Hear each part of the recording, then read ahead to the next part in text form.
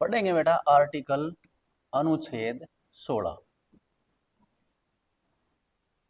Article 15 के समान ही article 16 या आर्टिकल 13, 14, 15 के जैसे हैं वैसे ही आर्टिकल 16 भी काफ़ी इंपॉर्टेंट है। इसको बोला जाता है कि भाई सरकारी नौकरियों में जो रिजर्वेशन है वो आर्टिकल 16 है, 16 में मिला हुआ आर्टिकल 16। तो आर्टिकल 16 को पढ़ते हैं बेटा। आर्टिकल 16 में बताया गया है कि राज्य जो है सभी सरकारी नौकरियों में, सरकारी अपॉइंटमेंट में, सरकारी नौकरियों में, सरकारी नियुक्तियों में सभी को समान अवसर देगा, इक्वल अपॉर्चुनिटी। सरकारी नौकरियों में सभी को समान अवसर। इसको आप ऐसे समझ सकते हो कि 100 वैकेंसी निकली है, 1 लाख बच्चों ने फॉर्म भरे हैं, सभी को मौका है, सभी फॉर्म भरे हैं, सभी को एक जैसा क्वेश्चन पेपर दिया गया है। अब जो भी पहले 100 बच्चे होंगे वो ले लिए जाएंगे, ये समान अवसर है। बट इसमें थोड़ा सा ये है कि इसमें भी कुछ इसके एक्सेप्शन लागू होते हैं। इसको भी हम कह सकते हैं कि ये भी उसी कंसेप्ट पर है जिस कंसेप्ट पर आर्टिकल 15 था, समानता प्लस में, ठीक है, कमजोर वर्गों का संरक्षण। समानता की समानता है भाई, नौकरियों में आपको समानता मिलेगी, साथ के साथ जो कमजोर वर्ग हैं उनका संरक्षण भी करा गया है, उनको कुछ रिजर्वेशन भी दिया गया है। ये है आर्टिकल आपका 16। तो आर्टिकल 16 के भी 6 पार्ट हैं, जैसे आर्टिकल 15 के 6 पार्ट थे, ऐसे ही आर्टिकल 16 के भी 6 पार्ट हैं। तो वन बाय वन हम इनको अच्छे से कवर करते हैं। तो आर्टिकल पहला इसका है क्या, अनुच्छेद 16 का पार्ट 1। इसमें बताया गया है सभी को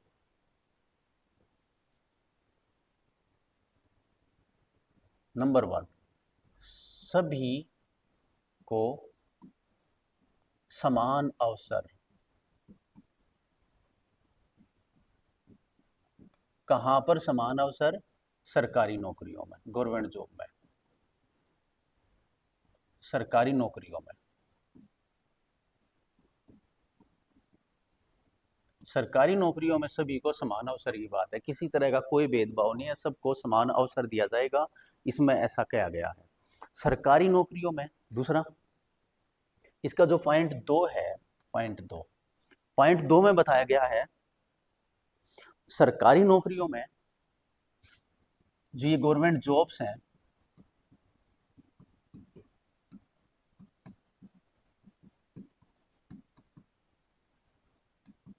धर्म, जाति, लिंग, मूल वंश या जन्म स्थान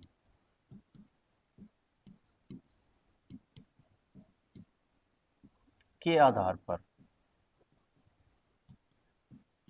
भेद नहीं करा जाएगा, भेदभाव नहीं, कोई भेदभाव नहीं करा जाएगा।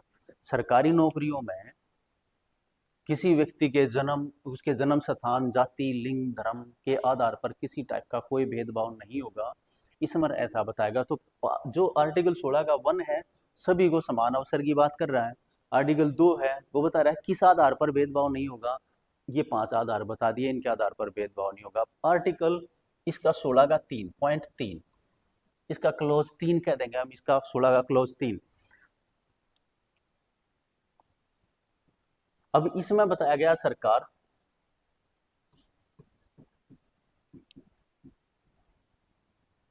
कुछ नौकरियों में या नौकरियों में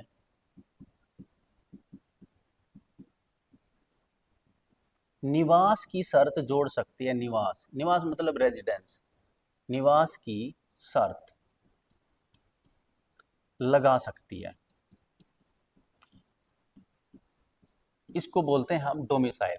जैसे कुछ विशेष नौकरियों में डोमिसाइल की शर्त लगा दी कि इस डोमिसाइल, यहाँ पर निवास करने वाले, ये डोमिसाइल रखने वाले लोगों के लिए ये वैकेंसी है, या उनके लिए इतनी % जॉब्स हैं, बाहर से जो आएंगे उसके लिए इतनी % जॉब्स होंगी। तो हम कह सकते हैं यहाँ पर भेदभाव से तो रोक दिया गया है, बट इसका एक्सेप्शन एक तरह से उस विशेष स्थान पर रहने वाले ठीक है, रहने वाले लोगों के लिए, उनकी प्रोटेक्शन के लिए ये शर्त जोड़ दी गई है कि जन्म स्थान के वहां पर रहने वाले, वहां का डोमिसाइल रखने वाले लोगों की कुछ नौकरियों में एक शर्त जोड़ दी गई है।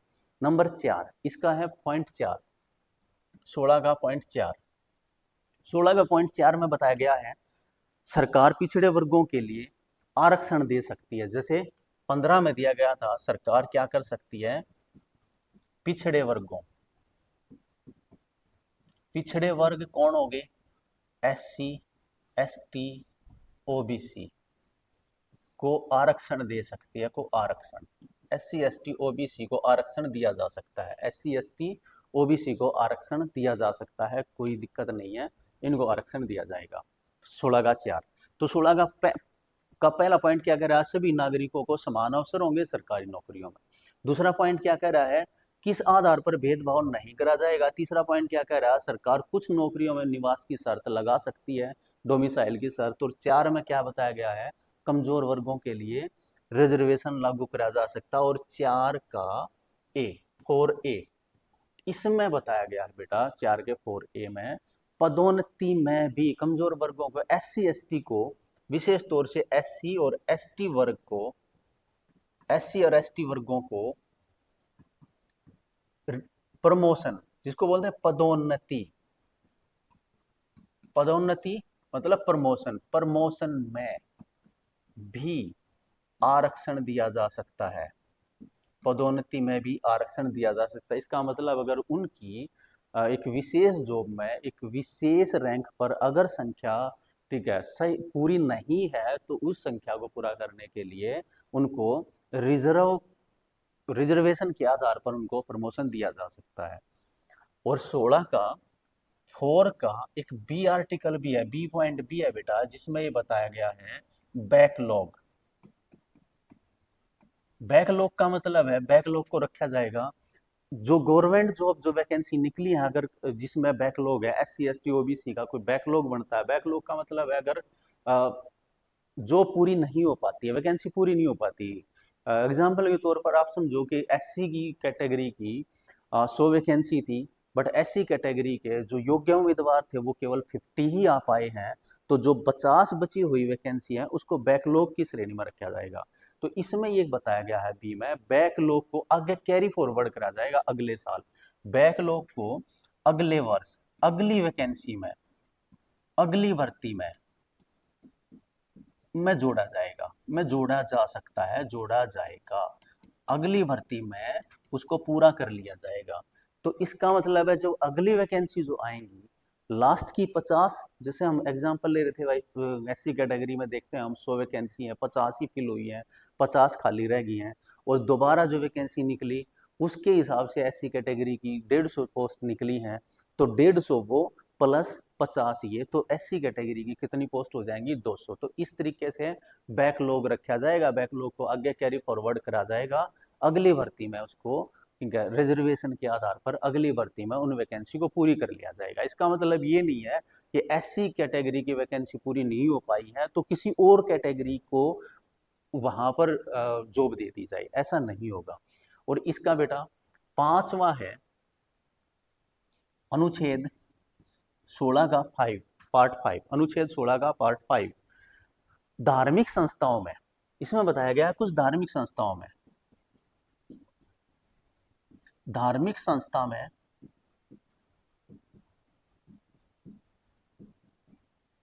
नौकरी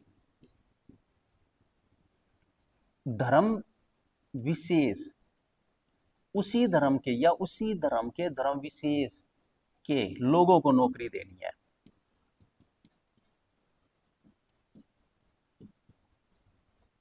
धर्म विशेष के लोगों को ही नौकरी देनी है। एग्जाम्पल के तौर पर मान लो किसी मंदिर में पुजारी लगाना हो, तो वहां पर किसी दूसरे धर्म के आदमी को पुजारी नहीं लगाया जाएगा, हिंदू धर्म से संबंधित ही आदमी को वहां पर पुजारी बनाया जाएगा। या किसी मस्जिद में कोई मौलवी लगाना हो, ठीक है, किसी गुरुद्वारे में कोई लगाना हो, तो ऐसे करके इसमें यह बताया गया 5वें, धार्मिक संस्थाओं में नौकरी धर्म विशेष के आधार पर ही दी जाएगी, ठीक है। और इसका लास्ट पॉइंट है 6, 16 का 6, सेम है बेटा EWS, EWS मतलब जर्नल वर्ग के गरीब व्यक्तियों को, जर्नल वर्ग के गरीब जो व्यक्ति हैं वो EWS हैं, जर्नल वर्ग के गरीब व्यक्ति EWS हैं। EWS को 10% रिजर्वेशन, किस में बेटा, 10% आरक्षण दिया जाएगा, किस में, नौकरी में, नौकरियों में, सरकारी नौकरियों में। और ये कब लागू होया है, पिछले आर्टिकल में हम पढ़ चुके हैं, 103वां संविधान संशोधन कब होया, 2019 में। इसको इसमें डाला गया, ये जोड़ा गया, ये कंसेप्ट जोड़ा गया इसमें। तो आर्टिकल 16 में हमारे ये 6-7 पॉइंट हैं जो काफ़ी ज़्यादा इंपॉर्टेंट है, बट इसमें से सब पॉइंट इंपॉर्टेंट नहीं है। एक आर्टिकल को समझने के लिए, एक बेसिक अंडरस्टैंडिंग के लिए, बिल्कुल आसान भाषा में इसको समझने के लिए हमारे लिए ये बहुत ज़्यादा ज़रूरी है। बट अगर हम कहेंगे यार नॉर्मल से एग्जाम में क्वेश्चन आता कैसे है, तो बस वही है, सरकारी नियुक्तियों में रिजर्वेशन आर्टिकल 16 है, इसके माध्यम से दिया जाता है। अब अगर मान लो आपसे इस आर्टिकल में से कोई भी क्वेश्चन पूछा जाए, तो आई होप कि आप उसको अच्छे से समझ भी पाओगे और उसको कर भी पाओगे, चाहे वो बैकलॉग की बात हो, चाहे वो SC ST को पदोन्नति में रिजर्वेशन की बात हो, या फिर रिजर्वेशन की बात हो, निवास की शर्त हो इनका, या EWS हो। तो उम्मीद है कि आपको ये आर्टिकल 16 जो है अच्छे समझ में आया होगा बेटा। और एग्जाम में जैसा भी हो, एग्जाम में इसमें से क्वेश्चन कितने बनते हैं कितने नहीं बनते वो एक अलग बात है, बट आपको एक बेसिक अंडरस्टैंडिंग इसकी जरूर होनी चाहिए, आपको अच्छे से पता होना चाहिए।